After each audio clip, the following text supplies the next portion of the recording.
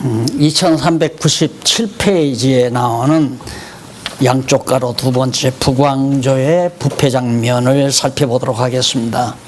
일주일 지나는 동안 또 흐름을 또 잊으셨을지 모르니까 지금 우리는 북왕조가 패망하는 신명기에서 모세가 예언한 대로 모세에게 언약하신 대로 하나님 뜻을 저버린 그들은 3, 4대 만에 망한다고 하신 말씀대로 이제 북왕조가 3, 4대 만에 망하게 되는 그런 과정을 우리가 지금 살피게 됩니다. 그 가운데서 이제 남북 왕조가 다 부패한다. 그런데 북왕조가 패망하는 과정에 남북 왕조가 다 부패한다. 남쪽이나 북쪽이나, 그러니까 북쪽 이스라엘이나 남쪽 유다나 다 같이 부패한다. 그러면 다 같이 부패하면 부패한 왕조가 다 같이 방해해야 되잖아요. 우리들의 기본적인 상식. 그러니까 성경을 왜 바르게 못 보느냐. 기본적으로 우리들이 가지고 있는 상식이 있어요. 죄지면 망한다.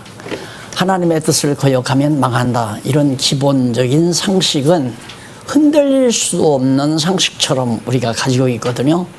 그러다 보니까 이제 성경이 잘 안 보이는 거예요. 성경을 보면 죄를 범해도 하나님의 뜻을 어겨도 결국 망하지 않고 흥하는 나라가 있고, 죄를 짓고 망하는 나라가 있고, 이렇게 정말 일률적으로 어떤 그 원리가 통하지 아니하니까, 그래서 학자들이 늘 고민하는 겁니다. 성경은 일관성이 없다. 이랬다 저랬다 한다. 이렇게 그냥 단순하게 봐버리니까. 그러니까 성경을 무슨 측면에서 보면 헷갈리는가. 아, 죄지면 망한다. 이 생각을 기본적으로 가지고 있으면 이제 헷갈리게 돼 있어요. 사실 의인은 없나니 한 사람도 없거든요. 다 죄를 범하고 산단 말입니다. 지금 우리도 죄를 범하잖아요. 조금만 미워해도 살인한 거예요. 조금만 욕심을 부려도 강도짓 한 거고 도둑질 한 거란 말입니다. 죄 없이는 살 수 없는 것이 우리 육체인데, 실상은 죄 짓고 살다가 천국 가는 거거든요. 결국 따지고 보면. 그런데 우리는 기본적으로 죄지면 망한다, 지옥 간다, 이런 기본적인 생각을 흔들림 없이 가지고 있기 때문에 성경이 성경대로 안 보이는 거죠. 근데 이 말씀 자체가 그걸 확 무너뜨려 버려 주잖아요. 남북 왕조가 모두가 다 부패하는데 남왕조도 부패하고 북왕조도 부패하는데 북왕조는 망하기 시작해요. 지금 점점 남왕조는 망하지를 않고 그냥 왕조가 이어져 가고요. 그런 과정이 지금 요 핵심 8장, 9장, 10장 내용 속에 나타납니다. 자, 여기 지금 오늘은 여기 북왕조 부패 장면 보거든요. 여기 보면 어떤 사건이 나오느냐면 북왕조 북이스라엘의 왕도 죽어요. 왕도 죽고 남쪽 유다 왕도 죽어요. 그런데 북쪽 왕조는 왕가가 바뀌어요. 그런데 남쪽 유다는 왕가가 안 바뀌어요. 그러니까 이런 부분들이 우리는 어떻게 보아야 되는가. 아까 앞에서도 말했지만은 성경은 하나님의 언약의 말씀이 이루어지는 측면을 보아야 된다. 왜? 성경은 여호와 하나님을 계시하기 위한 거니까 여호와를 계시하려는 데 목적이 있는 거지, 죄지면 망한다라는 사실을 깨달아 알게 하기 위해서 성경을 기록한 게 아니라 말입니다. 그런데 성경을 대하는 모든 사람들이 막 죄를 지면 이 사람들 망하겠구나 이런 생각하고 이렇게 죄지면 안 되지. 또 성경을 가르치는 사람들도 성경을 보고 자, 여러분 하나님을 노엽게 하면 망합니다, 이런 말을 서슴없이 과거 설교가들이, 교사들이 스스럼없이 다 그렇게 내뱉어버렸단 말입니다. 그게 지금 완전히 모든 사람들의 뇌리에 꽉 체계가 잡혀져 가지고 이런 장면을 제대로 못 보는 거죠. 그러니까 북왕조가 아합 왕가가 범죄하다가 망하는 거, 봐라, 죄지니까 망하더라. 그런데 남쪽 유다도 죄를 졌는데 왕이 죽어요. 그런데 그 왕가가 안 망해요. 그건 못 본단 말입니다. 그러니까 성경은 하나님의 언약의 말씀이, 여호와의 언약의 말씀이 이루어지는 측면을 보아야 언약을 이루시는 여호와가 살아 존재하신다. 존재를 확인할 수 있고, 그리고 그 존재하시는 여호와의 속성도 하나님의 섭리 속에서 하나하나 다 드러나는 거란 말입니다. 그런 측면에서 성경을 반드시 보아야 된다. 그래서 성경신학의 탁월성, 남들이 다 탁월하다고 그러니까 저도 이제 마음 놓고 사용하려고 그래요. 성경신학은 탁월하다. 어떤 신학도 추종을 불허할 수 있는 속성을 지니고 있다, 그 말이. 탁월하다는 말은 비교가 안 된다, 그 말이에요. 이 성경신학의 탁월성은 성경을 여호와 계시 중심으로 보았다는 것이 탁월성입니다.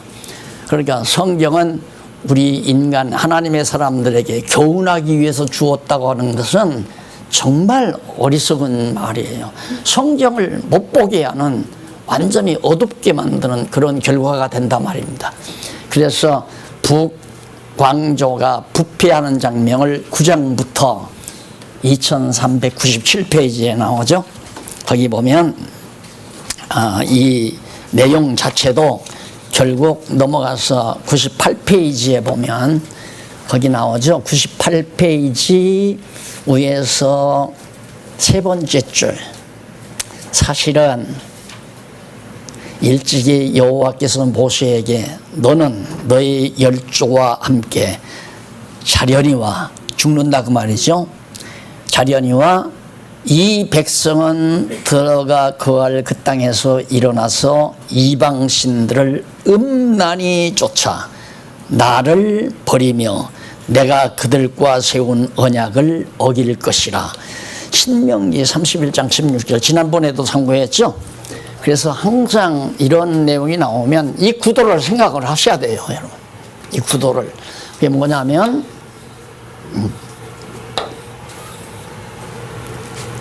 여기 모세란 말입니다. 모세 때 모세가 신명기에서 31장 16절이니까 모압 평지에 산 거 아니에요. 이때에 그러니까 다윗 왕보다 약 한 500년 전, 다윗 왕보다 500년 전이고 아합 왕 이때는 벌써 한 1000년 가까이 이전이란 말입니다. 그러니까 모세를 통해서 하나님께서 너는 이제 모압 평지에서 죽는다. 가나안 땅 못 들어가고. 그런데 너희 백성들은 가나안 땅 들어가서 이제 다윗 왕 나라 세우잖아요. 나라 세우기 이전에도 우상들을 음란히 섬긴다, 이 말이에요. 그리고 내 언약을 다 어길 것이라. 전부가 다 어길 것이라. 이쪽에 자리 있어요. 어기니까 이걸 1000년 전에 예언한 그것이 벌써 사사시대도 이루어지고 다윗시대도 이루어지고 지금 여기 아합 왕 이후 지금 이 시대에도 애굽시대에도 지금 이루어지는 거란 말입니다. 그러니까 내 눈은, 제가 성경신학을 연구할 때 내 눈에는 모세에게 언약한 말씀이 이루어지는 거구나. 그걸 성경이 말을 해요, 또. 그런데 그 말을 하는 걸 학자들이 중요하게 생각을 안 한단 말입니다.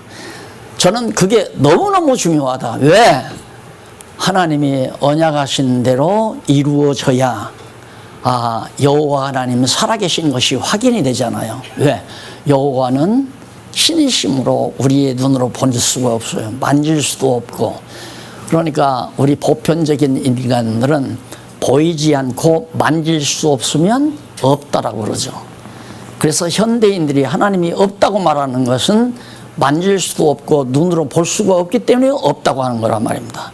그런데 우리는 여호와 하나님 반드시 살아계시다라고 확실하게 확증할 수 있는 것은 이런 확고한 분명한 증거가 있기 때문에 어떻게 500년 전, 1000년 전 언약하신 그 말씀이 그대로 이루어지게 되어 있느냐. 따라서 남쪽 유다나 북쪽 이스라엘 왕이 우상을 섬기고 바알신을 섬기는 것은 당연한 거예요. 왜? 하나님께서 바알신 섬긴다고 언약을 했으니까. 그러니까 범죄도 언약을 이루시기 위해서 범죄를 하게 되는 것이다. 너무 충격적인가요? 이게 안 믿어지면 성경신학자가 아니에요. 이게 범죄하는 것도 자기 마음대로 범죄가 안 되는 거예요.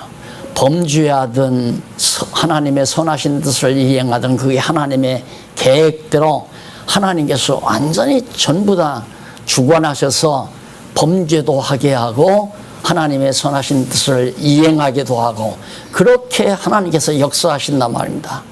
그런 의미에서는 저는 한없이 어제도 저희 딸아이가 저한테 물어요. 요즘에 뭐 할배들 여행 다닌 사람이 있다면서요. 그 여행을 2번째 마쳤대요. 마쳤는데 PD가 물었다나? 다시 만약에 지금 다시 젊은 때로 돌아간다면 언제쯤으로 돌아가겠느냐고 물었다는 거예요. 그러니까 어떤 분은 안 돌아간다고 그러고 또 어떤 분은 나는 죽어서 다시 태어나고 싶다고도 하고 그렇게 했다는 거예요. 그래서 아빠는 어떠냐는 거예요. 그래서 난 두말을 할 것 없이 아빠는 죽어도 좋고 살아도 좋다. 왜? 바울이 말하는 대로 살면 오늘처럼 여러분들과 함께 하나님의 말씀을 같이 나누고 함께 기뻐하고 즐거워할 수 있으니까 좋고, 죽으면 아이고 그 말 같지 않은 얘기들을 들어가면서 속썩이는 일이 없이 마음에 평안하게 주님 곁에서 편히 쉴 수 있어서 좋단다. 그러니까 역시 아빠야 그러더라고요. 맞는 얘기 아니에요. 정말 하나님 여호와 살아계시다고 하는 이 사실을 확실히 믿을 수 있다는 것은 행운이죠. 정말 대박 터진 거예요. 탁월한 진리를 깨달았다고 하는 것은 세상 어느 누구도 하나님 살아계시다는 증거를 못 대잖아요. 그래서 지금 신이 없다는 거거든요. 또 조금 머리가 있다는 사람은 불가지론, 있어도 모르고 없어도 모른다. 불가지론에 사로잡혀 있고. 그래서 다 지금 기독교도 이상하게 되져버려가고, 야, 천국이 있는지 어떻게, 없는지 어떻게 하느냐. 그냥 있는 것 가지고 잘 먹고 잘 살자 해서 지도자들도 교회 재산에 탐욕을 부려가지고 피부하려고 난리를 치고, 이게 모두가 다 하나님 살아계시다는 증거가 확실하지 않기 때문에 그렇단 말입니다. 우리는 너무 확실하잖아요. 이 모세에게 한 언약도 또 약과해요. 더 나아가서 아브라함에게 언약한 것. 여기 아브라함은 또 500년 전 안에 500년. 아브라함에게 언약한 것이 다윗 시대에 이루어졌죠. 이것도 천년에 이루어졌죠. 이루어져서 그 나라가 영원하리라고 언약한 내용이 지금 계속되고 있잖아요. 이것이 모두가 아브라함에게 언약한 말씀이 그대로 이루어져 가고 있다는 것. 현실 역사 속에서 마찬가지죠. 그래서 언약대로 예수 그리스도가 오셨다는 거, 오셔서 그리스도의 언약대로 지금 현재 우리가 21세기에 살아가고 있는 현 시점에 우리가 있다는 거, 이거면 됐잖아요. 네. 갈등할 건 뭐 있어요? 우리의 마음을 탁 여호와 하나님은 살아계시다. 이건 대박이라니까. 이것이 바로 성경신학의 탁월성입니다. 다른 거 없어요. 맨날 들어봐야 이래야 됩니다, 저래야 됩니다, 이러면 안 됩니다, 저래야 됩니다, 이런 얘기밖에 더 있어요. 성경을 성경대로 보는 것은 거듭 말씀드리지만 죄지면 망하니까 죄짓지 말라고 교훈하려는 것이 아니라 죄지면 죄짓게 해서 망하게 하신다고 그게 우상 섬기게 해서 여기는 망하게 하고, 우상 섬겨도 여기는 안 망하고 계속해서 다윗 왕통을 통해서 예수님 오게 한다는 두 가지가 다 이루어지는 거 아니에요. 그런데 단일하게 죄지면 망한다 이렇게 해놓으면 죄져서 망해서요. 아, 이거 맞는데 어떻게 여기는 죄졌는데 안 망하냐? 아이고, 이거 모르겠는데. 하나님이 이랬다 저랬다 한다 이렇게 생각을 해서 성경을 성경대로 못 본단 말입니다. 이 부분만 여러분들이 확실하게 모든 성경은 우리에게 생활교훈을 주려는 것이 아니라 여호와 하나님이 살아계시다는 것을 확실히 믿게 하려는 계시 진리가 성경이다. 그래서 성경을 깨닫고 여호와 하나님이 살아계시다 하면 공부도 할 거 없다니까. 안 그래? 공부도 할 게 없어요. 하나님 여호와 하나님 살아계시다 이게 확실히 믿어지면 그거 믿게 하기 위해서 성경을 증거고 성경을 공부하는 이유도 여호와 하나님이 정말 살아계신가 안 살아계신가 그게 의심가니까 확실하게 깨닫게 하기 위해서 성경 공부하는 거 아니에요. 그다음 여호와 하나님 살아계시다면 그 다음에는 뭐예요? 여호와 하나님 기뻐하시는 뜻이 뭘까 생각하잖아요. 여호와 하나님께서는 나를 왜 하나님의 자녀로 부르셨을까? 은혜로. 그래서 하나님 앞에서 사명이 나오는 사명감이. 그래서 하나님 앞에 너무 엄청난 대박의 은총을 받았기 때문에 하나님께서 나를 이 시간 이 시대에 이렇게 살게 해주시는 목적이 있을 거다. 그걸 찾는 것이 지혜예요. 여호와를 아는 것이 지혜의 근본이고 여호와 하나님이 지금 이 시점 나를 왜 살게 하셨는가를 깨닫는 것이 지혜의 결과로 나타나는 거예요. 그래서 이제 사명감이 나오는 거거든요. 그걸 은사라고 그러잖아요. 그렇게 그냥 사세요. 누구 시비 받지 말고 누구 다리 건너서 일하려고 다리 건너 일하면 다 속아요. 당신 주를 위해서 일하라 하고 돈을 주면 그 돈 갖고 자식 아파트 사주고 마누라 빌딩 사주고 다 그러잖아요. 그러니까 자기에게 주신 돈 가지고 하나님이 기뻐하시는 일에 자기가 살아가면 끝나는 거예요. 그렇게 살아가다 보면 자연스럽게 그리스도 안에서 체제가 갖추어지죠. 체제가. 자, 이것이 이제 우리 성경신학이 아주 단조로운 거예요. 간단 명료하고 단조롭고 어려운 게 아니고. 그러면 북왕조가 어떻게 망하는가 한번 보시면 9장 1절로 10절에 보면 엘리사가 생도를 시켜 에후에게 왕의 기름을 붓게 합니다. 에후는 딴 가정이 북쪽 이스라엘이 지금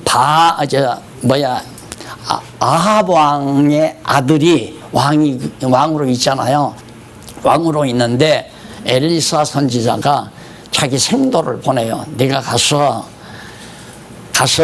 누구에게 기름을 에후라는 사람에게 기름을 부어라. 에후는 왕족이 아니고 북이스라엘의 왕족이 아니고 딴 장관이에요. 쉽게 말하면 그 북이스라엘의 장관인데 가서 그에게 기름을 부어라.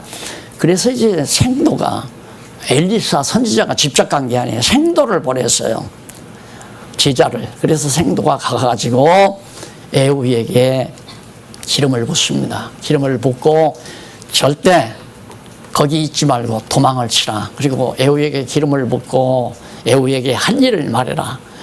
바로 아합 왕가의 왕손들, 자식이나 손자들이나 남자들, 그게 왕의 대를 이어갈 남자들을 모조리 다 죽이라고 해요. 전부가 다.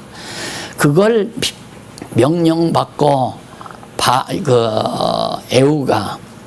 에후가 이제 북이스라엘 왕 거기를 가는데 북이스라엘 왕이 지금 어떤 상태냐면 아람과의 전쟁을 위해서 남쪽 이스라엘 왕하고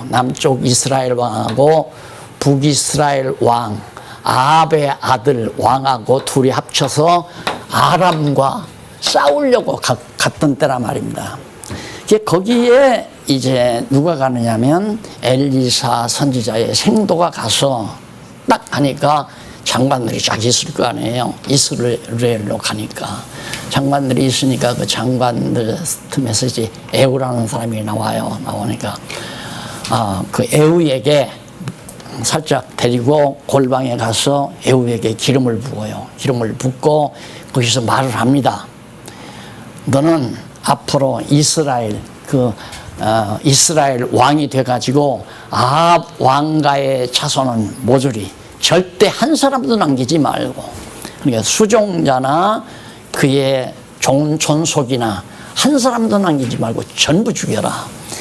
그 명령을 하고 빨리 이제 엘리사 생도가 돌아왔단 말입니다. 돌아왔는데 이 에우라는 사람이 이제 기름을 받고 나가니까 다른 사람들이 무슨 일이냐, 무슨 일로 너 왔느냐, 그러니까 그 사람이 그 미친 사람, 그러니까 엘리사의 생도를 미친 사람이라고 표현해요. 그 미친 사람이 뭐로 왔다 가느냐, 그러니까 에우가 거기서 이제 쭉 얘기를 해요. 거기 4절로 10절에 보면 99페이지 2399페이지 밑에서부터 9째 줄 바꾼 데 보시면 4절로 10절 나오죠.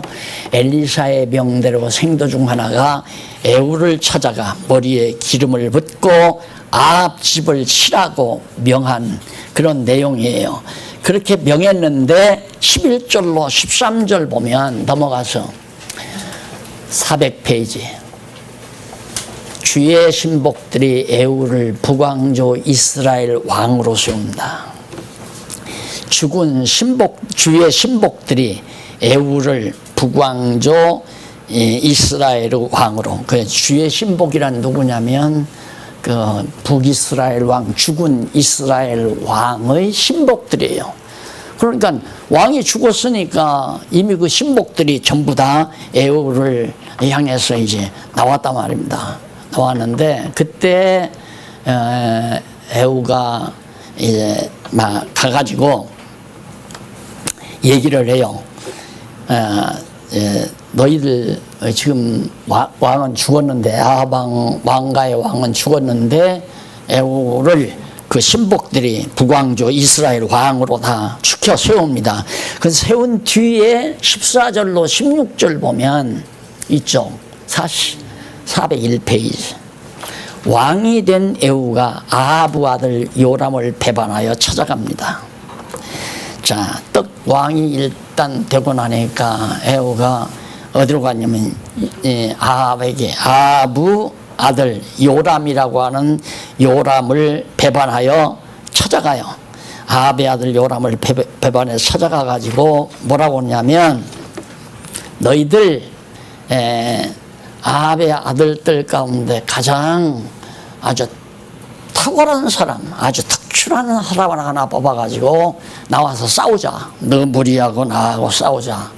그러니까 당장 항복을 하고 싸울 필요 없이 우리가 다 당신의 종이 되겠습니다 하고 전부 다 전향을 해버려요. 에우에게로. 그래서 에우가 이제 그 17절로 20절에 보면 에우가 찾아오는 걸 이제 그 아합 왕의 무리들이 알고 이제 돌아온 거죠. 그래서 결국 어떻게 에우가 죽느냐면, 이 에우가 이제 말을 타고 어디로 가느냐면 요람에게로 가요. 요람이 누구냐면 아합의 아들, 이 북쪽 이스라엘 요람이에요. 요람이 전쟁터에 가 있는 때 아니에요. 전쟁터에 가 있는 때인데 요람을 죽이려고 이제 에우가 이제 달려가는데 그 파수꾼이 딱 보니까 어떤 사람 하나가 아주 말을 타고 많은 사람을 무리를 거느리고 온단 말입니다. 그렇게 전했을 거 아니에요. 요람에게 웬 사람이 옵니다. 그러니까 사람을 보내봐라. 평안하냐고 와서 물어보라. 연락병을 보냈어요. 보내서 딱 물어보니까 평안이요? 물으니까 평안할 리가 있느냐. 너 내 뒤로 가라. 그게 잔소리 말고 너 내 뒤 따르라고 말해. 너 저쪽으로 가면 죽인다 그 말이죠. 그 뒤로 보냈어요. 그 파수꾼이 보니까 안 돌아오는 거예요. 연락병이. 그러니까 연락병이 안 돌아오네요. 그럼 다시 한번 보내봐라. 요람이 다시 연락병을 보내라고 했는데 보냈어요. 그 연락병도 안 보낸 거죠. 바로 에우죠. 에우의 뒤로 또 돌려보냈어요. 그렇게 해서 결국은 정말 이거 큰일 났구나.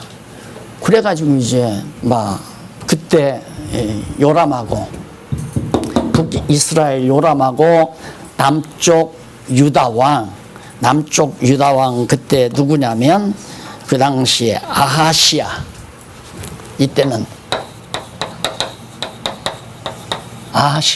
아하시아하고 에후하고 짝꿍해서 아람을 치려고 가서 준비하고 있을 때란 말입니다. 그러니까 아하시아 남쪽 유다 왕하고 에후하고 똑같이 범죄하는 거 아니에요 지금. 그렇게 해서 결국 에후가 코너에 몰렸어요. 몰리니까 에후가 결국은 도망을 치다가 에후가 아니라 요람이 도망을 치다가 에후가 화살을 당겨서 쏘니까 팔과 팔 사이 염통이 심장을 꿰뚫어 가지고 그대로 요람을 죽여버렸습니다. 왕이 죽고 그 다음 아하시아는 이제 겁이 나니까 아하시아 도망갈 거 아니에요. 도망가다가 비탈기를 해서 역시 아하시아도 죽임을 당하게 됩니다. 그래서 북왕조 에후와 남쪽 왕 아하시아 왕이 같이 죽임을 당하는 결과가 거기 나오는데, 거기 21절로 26절 보면 2403페이지 에후가 요람을 죽여서 그 시체를 밭에 던지라고 명하죠. 요람 왕을 죽였는데 엘리사 선지자가 여호와의 말씀으로 에후에게 말을 했잖아요.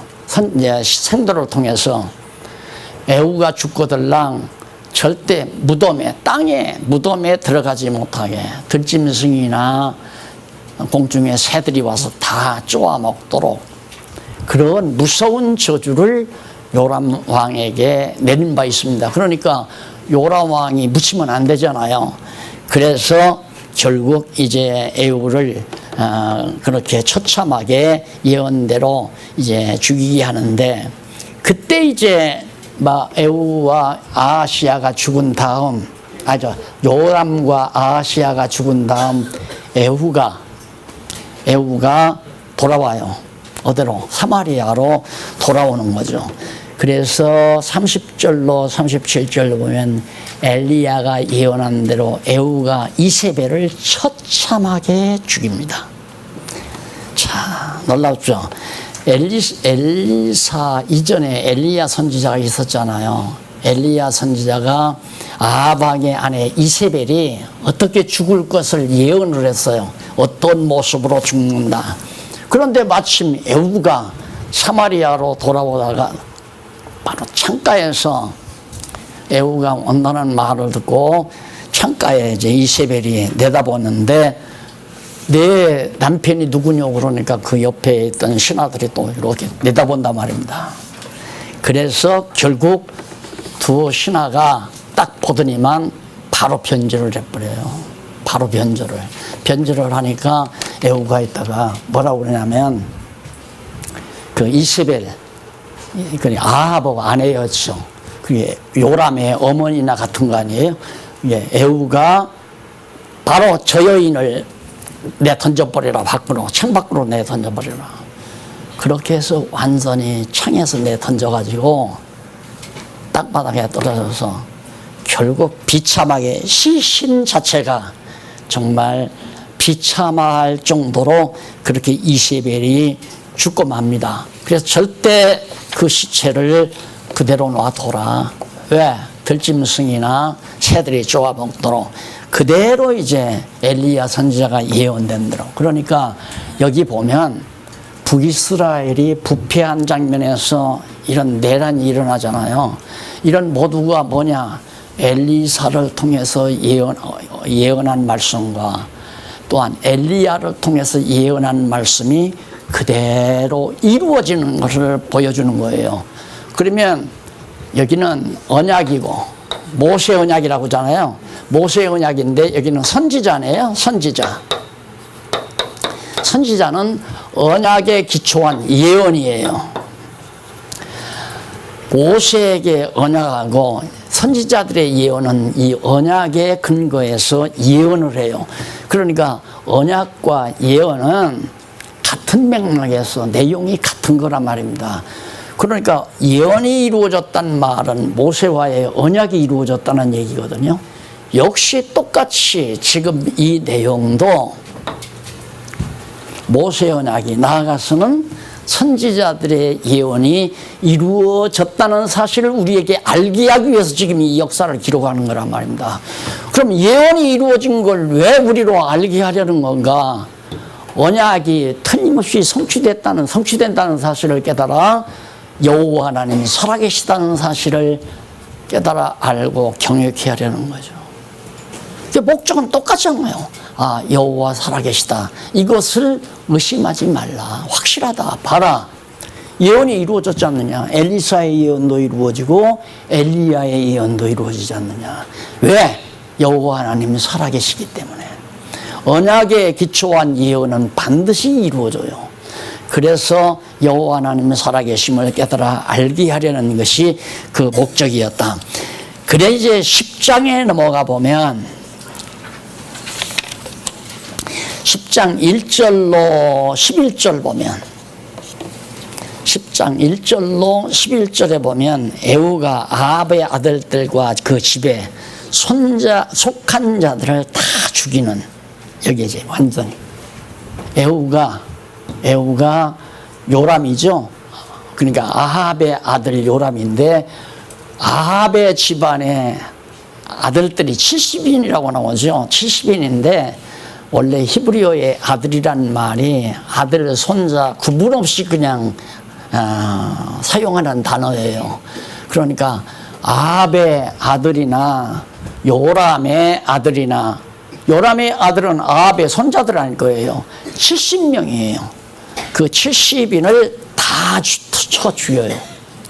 그리고 아합의 혈통을 따른 자들이나 자유함을 얻은 자들이거든요. 아합의 자손들은 다 자유롭잖아요.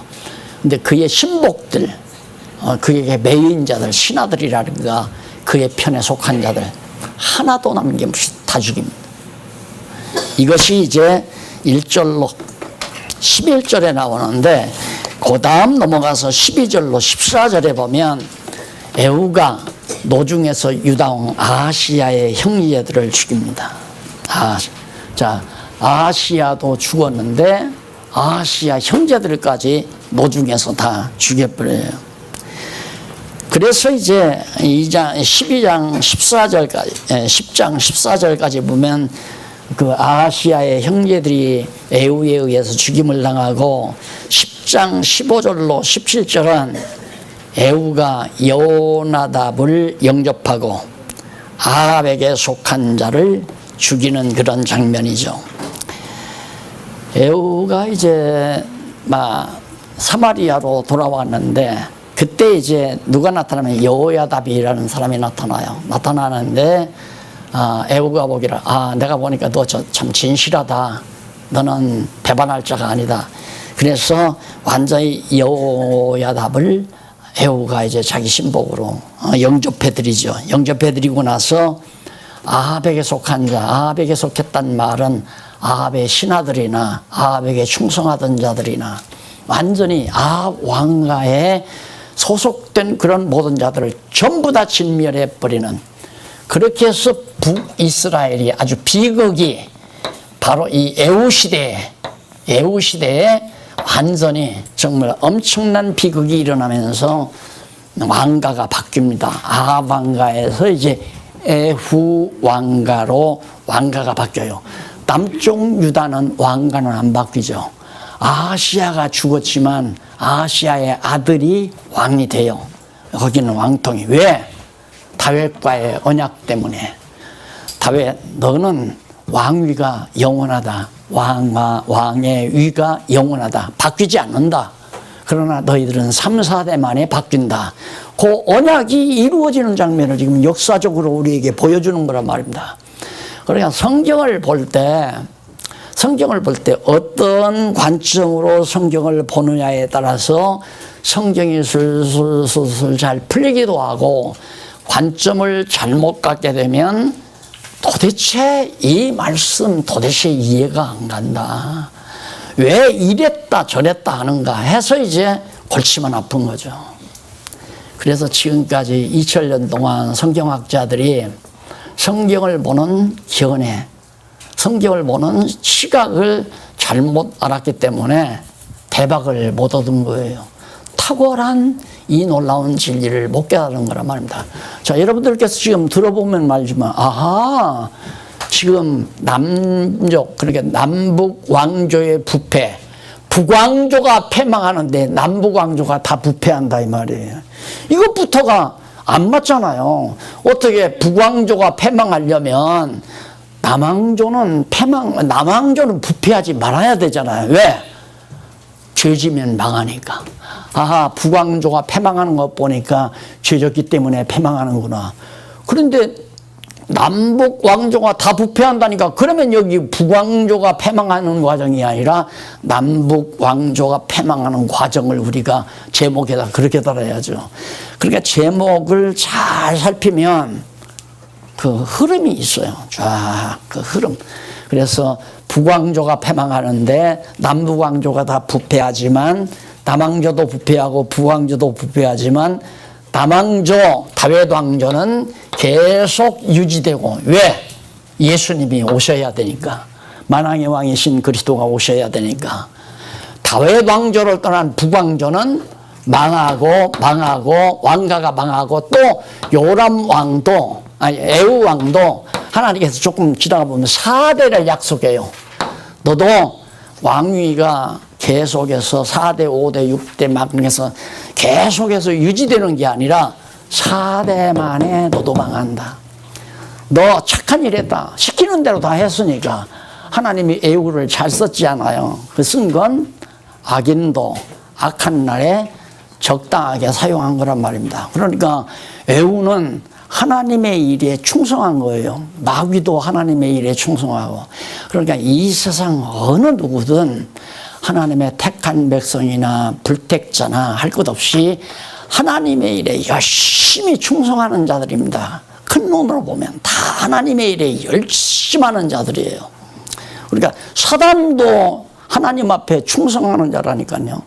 그러니까 내가 하나님 앞에 충성해야 하나님의 사랑을 받는다. 그 말도 안 받는 얘기예요. 맞지 않는 얘기란 말입니다. 충성하고 안 하고가 하나님의 사랑을 받고 안 받는 데 있는 게 아니에요. 그걸 알아야 아가서의 진미를 깨닫잖아요. 예, 아가서가 술람이라는 여자가 아주 못됐잖아요. 그렇게 사랑해서 남편이 사랑해서 아내로 맞았으면 수절하고 남편만을 사랑했어야 하는데 결국 못된 나가서 만신창이가 되잖아요. 그런데도 술람이를 사랑하는 솔로몬의 사랑은 변함이 없는 거예요. 그러니까 그것도 안 맞죠. 내가 신랑에게 정조를 시켜야 신랑이 나를 사랑한다. 그게 우리들의 보편적인 생각이거든요. 왜? 우리 타락한 인간들이 그러니까. 그게 너는 나만 사랑하라 이거예요. 나만 보고 살아라. 남자가 여자를 아내로 맞아들였는데 자기 아내가 곁눈질하는 거 좋아할 남자 어디 있어요? 살인극 나죠. 그렇게 되면. 그것이 이제 우리의 타성이 됐기 때문에 하나님도 그럴 거라고 생각하는 거죠. 그러니까 하나님도 내가 하나님을 사랑하지 않고 바알신을 섬겨. 여기 바알신 섬겼잖아요. 여기도 아시아도 바알신 섬기고. 이게 다 북이나 남이나 다 바알신을 섬겼는데도 남쪽은 하나님이 버리시지 않고 북쪽만 버리신다 그 말이에요. 이게 이제 완전히 하나님 여호와 살아계심을 깨달아 알게 하기 위해서 언약에 기초한 예언을 이루어 가시는 하나님의 역사 섭리이기 때문에 그런 시각으로 성경을 보아야 성경이 통쾌하게 다 풀려서 넘어간다. 그래서 에우가 거기 보면 18절로 24절에 보면 바알신을 섬긴 자들을 죽이기 위해 괴계를 씁니다. 이제 아주 이 에우가 이제 하나님 여호와의 말씀대로 잘 순종해서 충성을 했잖아요. 마지막 충성이 뭐냐면 이제 바알신 섬기는 자들을 다 제거하고 여호와 신만 섬기도록 그렇게 하려고 그래서 보냈는데 에우가 이제 방을 내려 다시 조서를 내린단 말입니다. 이제 바알신에게 제사를 드리려고 하니까 바알신을 섬기는 자들은 한 사람도 빠짐없이 바알 신전으로 모여라. 바알 신당으로 다 모이게 했어요. 그리고 이제 에후가 이제 바알신에게 제사하겠다는 거죠. 그리고 만약에 바알신을 섬기지 아니하는 자들은 그대로 참석하지 말고 남아있거라. 그래가지고 바알신을 섬기지 아니하는 자에게 불리한 조건을 얘기하면서 오라니까 바알신 섬기는 모든 이스라엘 백성들이 다 신전으로 모였을 거 아니에요. 신전으로 모이니까 다 신전으로 들어가라. 다. 그래서 문 닫고 이제 제사를 집행할 거다. 그래 놓고는 문 닫고 그 다음에 막 신복들에게 그냥 이 안에 있는 사람들 하나도 남김없이 바알 섬기는 자들을 다 죽여라 이 말이에요. 그러니까 얼마나 무서운 피비린내 나는 역사가 지속이 됩니까? 바알신. 그렇게 에후가 잘 했는데도 중요한 것은 여로보암의 길, 여로보암의 길이죠. 여로보암의 길이 뭐냐면 단과 길갈 두 곳에다가 산당을 짓고 금송아지를 만들어 놓고 여호와 하나님을 경외하는 거죠. 그러니까 자기들은 여호와 하나님 경외한다고 생각하는 거예요.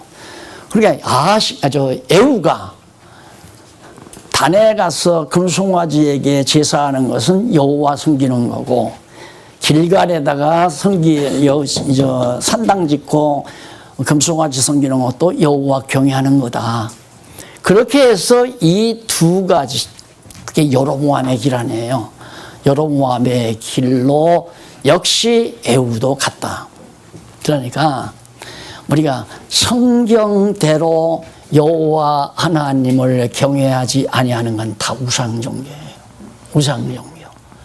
여러분 한번 가만히 생각해 보십시오.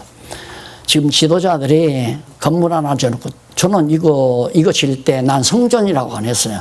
우리 주말 별장이라고 그랬지. 우리 주말에 우리 성도들이 와서 자녀들과 함께 와서 서로 말씀 안에서 기쁨을 진리 안에서 기쁨을 같이 하고 같이 교제 나누고 사랑하고 서로 사명이 같은 사람들끼리 모여서 선한 일을 도모하고 이런 아름다운 모임을 주말에 함께 갖는 우리 주말 별장 집시다 하고 그래 지어놓은 거거든요. 그런데 성전 만들어서 거기다 예배 드린다고 지금 예배 드리고 있는 사람들도 있잖아요. 아무리 가르쳐도 필요 없어요. 그게 아니라고 그래도. 어떻게 길갈과 단에다가 산당 지어놓고 거기다 금송아지 해놓고는 그걸 여호와 경외한다고 생각하고 바로 에후가 그건 그냥 놔두고 여기서 바알 선지 바알신만 섬기는 건 여호와의 대적자다 해서 그들만 다 처결했다 이 말이에요. 제 눈에서 볼 때는 한국교회뿐만 아니라 개신교가 우상종교예요. 개신교가 우상종교. 이거 성단이라고 그러잖아요. 성단. 이거 거룩한 단. 예. 그리고 성전이라고 그러고 이걸 성전이라고 그러고 그리고 예배를 드린다고 하잖아요. 예배 드린다. 그게 아니라고 목이 터지라고 예배가 아니다.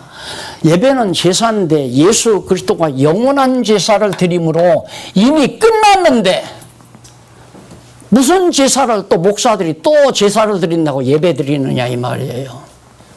근데 여러분들도 성경 공부하는 거 이거 그냥 공부 안에 말씀 안에서 기쁨을 같이 나누는 거거든요. 근데 그냥 있으면 허전한 거야.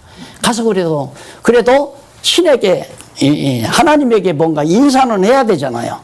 그래서 예배에 참석 안 하면 뭔가 깨림하고 신앙생활이 어떻게 불충한 것처럼 느끼는 그게 지금 여기 앉아 계신 여러분들도 한쪽에 있다니까 그가 깨끗이 사라져 버려야 돼요. 깨끗이.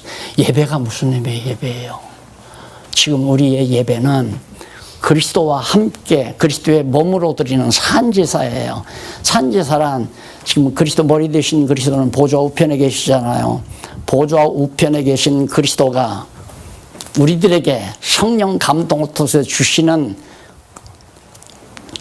은사 따라 예를 들어서 머리가 너 오른손 집기와 엄지는 백목을 들어라. 머리가 지령하니까 이게 들고 있잖아요. 자, 나자를 써라 하니까 나자를 쓰잖아요. 이게 바로 머리 되신 그리스도가 나에게 성령 감동을 통해서 시키는 대로 행하는. 지금 이번에 뭐 다음 주 지나고 나면 이제 제주도에 가서 해외에 있는 지도자들 몇십 명을 성경신학으로 이제 훈련을 시키고, 그 다음 주간부터는 이제 열흘간 정말 먼 곳 쪽에 가가지고 또 수십 명을 훈련시키고 하는데, 그런 일들을 할 수 있는 기회를 하나님께서 우리에게 주시고 할 마음을 주셔서 여러분들의 마음과 뜻이 하나로 다 모이게 성령께서 역사하시잖아요. 이게 산제사라 말입니다. 영적 예배고, 그렇게 하면 살면 되는 거예요. 그런데 묵도하고 뭐 시편 교독하고 사도신경하고 주문 외우고 설교하고 이렇게 해서 제사 지낸다고 예배 드리는 행위는 하나의 무속 행위에 가깝다는 걸 기억해야 돼요. 다시 말해서 단과 길갈에 제사 드리는 거나 다름없다고 말이에요. 우리의 제사는 예수 그리스도께서 영원한 제사로 하나님 보좌 우편에서 지금도 영원토록 그 제사가 지속되는 거란 말입니다. 그런데 우리가 땅에서 무슨 예배를 또 드려요? 여기서 하나님께서 다 이루어 놓으신 걸 아니다 이 말이에요. 그래, 오죽이 심각하면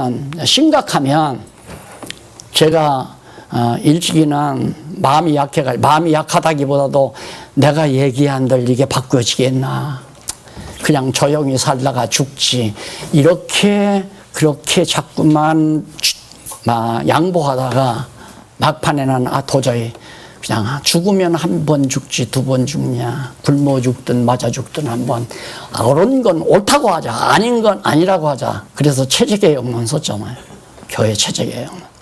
한 번 읽고 끝내지 마시고 있잖아요. 또 읽어보세요. 또 읽고. 가끔 안 읽으면 잊어버리니까 아니에요. 그러니까 정말 에우처럼 단과 길갈 산당은 그냥 놔두고 바알신만 처치했다고 해서 여호와 경외하는 게 아니에요. 이런 식으로 여호와를 경외하는 건 아니다. 그래서 바알신을 섬긴 자들을 다 죽이기 위해서 괴계를 써가지고 몽땅 다 죽였습니다. 그러고 나니까 25절로 29절, 에후가 바알을 모두 멸했으나, 바알 섬기는 자들을 모두 멸했으나 여로보암의 죄를 따랐다. 이 죄를 따랐다 이 말이에요. 이것도 처단해야 돼요. 이것도. 아야 입 밖으로 그냥 제사란 말 하지 말고 예배란 말 쓰지 말아야 돼요. 꼭 예배 쓰려면 영적 예배, 산제사. 영적 예배가 곧 산제사예요. 이거라 말입니다. 머리 되신 그리스도가 성령 감동을 통해서 각자에게 주시는 대로, 성장한 자에게는 성숙한 자에게는 성숙한 대로, 아주 미성숙한 자에게는 미성숙한 대로 그렇게 성령께서 역사하시는 거니까, 성령 감동을 따라 오직 하나님 기뻐하시는, 머리가 기뻐하시는, 그리스도께서 기뻐하시는 사명을 위해서 살아가는 삶 자체가 영적 예배다. 자, 그래서 여로보암의 죄를 따랐기 때문에 10장 30절로 31절에 보면 여호와께서 에후를 칭찬을 했어요. 칭찬할 만하죠. 뭘? 에후가 바알신 섬긴 자들 전부 처단하고, 그 다음 왕가를 전부 다 진멸시켜버리고, 하나님이 여호와께서 하시라는 대로, 하라고 한 대로 선지자의 예언 따라 그대로 순응했잖아요, 에후가. 그런데 단과 길갈, 이 여로보암의 일만은 처단하지 못했다. 그래서 왕위를, 에후를 칭찬하면서 왕위를 앞으로 네 자손 4대를 하나님께서 약속해 주는 내용입니다. 그래서 이제 32절로 36절 10장 넘어가서 14페이지, 아람 왕 하사엘이 이스라엘 사방을 치고 에후는 죽습니다. 자, 아람 왕이 자, 애우 그랬으면 하나님이 보호해 주잖아요. 어차피 애우는 하나님이 악한 일에 쓰이는, 그러니까 악한 날에 쓸 준비 인물로 준비해 놓은 거죠. 그러니까 우리가 세속적인 일에 쓰임 받지 아니하고 선한 일에 쓰임 받는다는 것은 대박이죠. 안 그래요? 정말 대박이란 말입니다. 우리가 세속적인 일에 몸을 투신해서 살다가 그냥 죽어가면 얼마나 불쌍해요.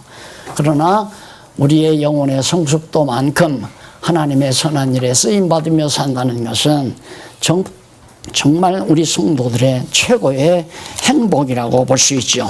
자, 이렇게 해서 결국 에우가 마지막 죽고 그 아들이 다음에 이제 아들이 왕이 되겠죠. 그런데 남왕조 부패하고 또 세 번째, 여기 이제 거기 보면 남왕조의 부패가 또 나와요.